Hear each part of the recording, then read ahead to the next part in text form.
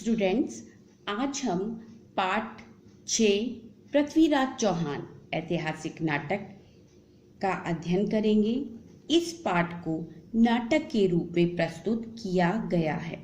इसमें दिल्ली के शासक पृथ्वीराज चौहान की वीरता, शौर्यता और देश प्रेम को दर्शाया गया है।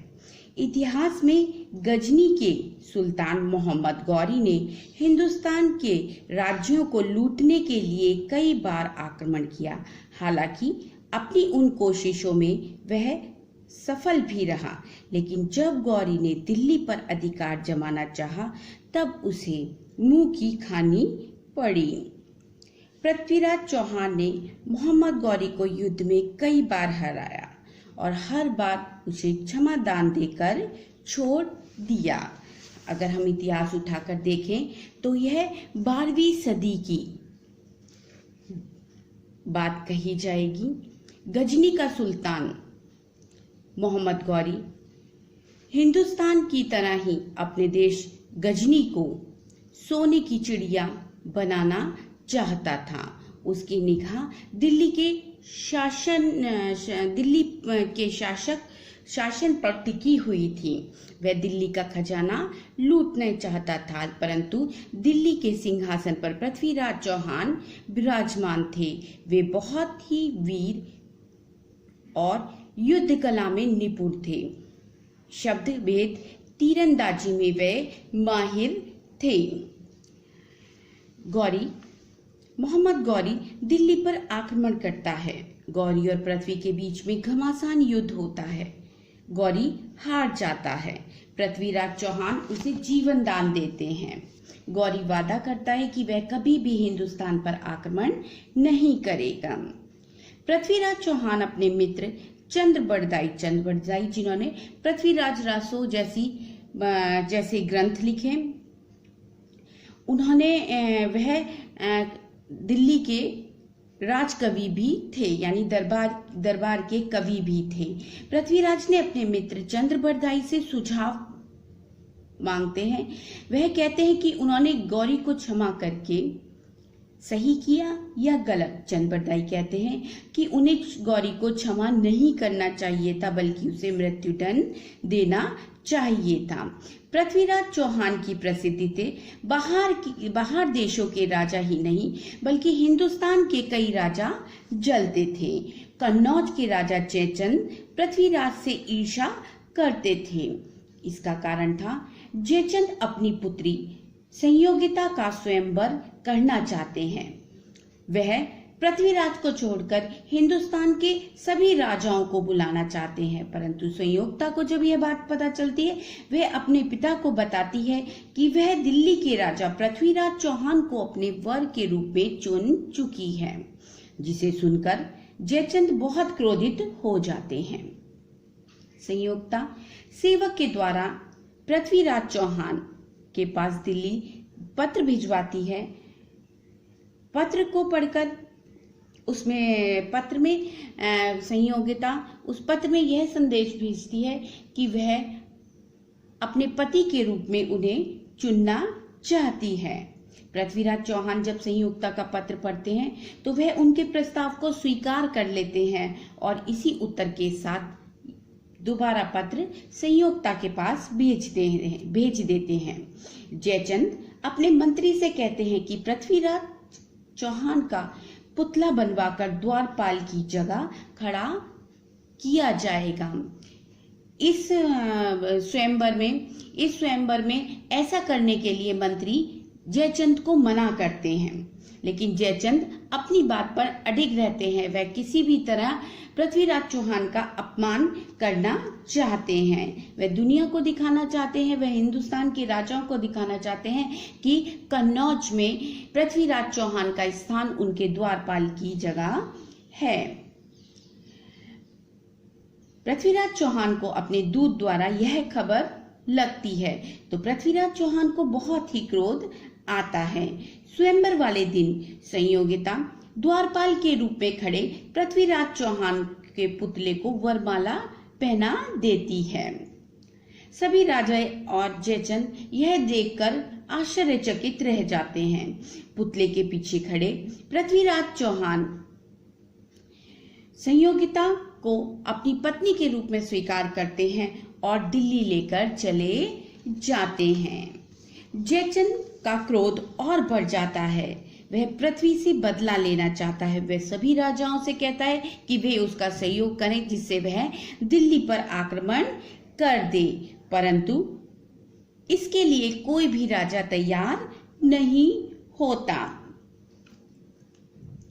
जयचंद मौके की तलाश में होता है कि वह किस तरीके से अपने अपमान का बदला पृथ्वीराज चौहान से ले। जयचंद गजनी के सुल्तान मोहम्मद गौरी से दोस्ती का हाथ बढ़ाते हैं। गौरी उनसे कहता है कि दिल्ली का राजा मैं तुम्हें बना दूंगा और जितना खजाना है उसे लेकर मैं गजनी चला जाऊंगा। यह बात सुनकर जयचंद बहुत अधिक प्रसन्न हो जाते हैं, क्योंकि वह जानते हैं कि वह अकेले पृथ्वीराज का सामना नहीं कर सकते। षड्यंत्र के तहत गौरी और जयचंद मिलकर दिल्ली पर आक्रमण कर देते हैं। इस बार पृथ्वीराज चौहान युद्ध हार जाते हैं, क्योंकि उनके अपने ही लोग उनके विरुद्ध होते हैं। आज दिल्ली का राजा यानी पृथ्वीराज चौहान गौरी के दरबार में बंदी की भांति खड़ा होता है। गौरी पृथ्वीराज चौहान से कहते हैं कि अगर वह जीवन भर उनकी गुलामी करे तो वह उन्हें प्राणदान दे देंगे, परंतु वीर पृथ्वीराज चौहान इसे अस्वीकार कर देते हैं। वह कहते हैं, मुझे अपने जीवन से प्रिय अपनी आजादी है और मैं कभी भी तुम्हारा गुलाम नहीं बनूंगा। मैं मृत्यु को स्वीकार करना पसंद करूंगा। उधर जयचंद गौरी से शायद अपने को दिल्ली का राजा बनाने की बात कहते हैं। गौरी उन्हें देशद्रोही गद्दार कहकर संबोधित करता है और कहता है, जो व्यक्ति अपने देश का नहीं हुआ, जो देशद्रोह कर सकता है, वह मेरे साथ भी गद्दारी कर सकता है। और अपने सिपाहियों को आदेश देते हैं कि इसको चौराहे पर ले जाकर इसका गला काट दिया जाए, जिससे जितने लोग इसे देखें उन्हें सबक मिले कि देशद्रोह करने का अंजाम गौरी की नजर में क्या है। और सिपाही जयचंद को ले जाकर चौराहे पर उसका गला काट देते हैं। मोहम्मद गौरी पृथ्वीराज से कहते हैं कि अब मैं तुम्हें एक बार में मृत्यु नहीं दूंगा, मैं तुम्हें तड़पा तड़पा कर मारूंगा। और वह अपने सिपाहियों को आदेश देते हैं कि पृथ्वीराज चौहान के आंखों को फोड़ दिया जाए। सिपाही वैसा ही करते हैं। पृथ्वीराज चौहान नेत्रहीन हो जाते हैं और वह उस समय को कोसते हैं कि जब उन्होंने गौरी को प्राणदान दिए थे। आज उन्हें अपनी इस करनी पर अफसोस होता है। चंद्रबरदाई जो उनके मित्र हैं और सदैव पृथ्वीराज चौहान के सहायता के लिए तत्पर रहते हैं, वह यह सुनकर वह भी गौरी के समक्ष आ जाते हैं, यानी गौरी के दरबार में आ जाते हैं। गौरी उन्हें देखकर उन्हें भी कैद खाने में डाल देते हैं। दोनों ही बैठकर विलाप करते हैं, दुखी होते हैं, वार्तालाप करते हैं।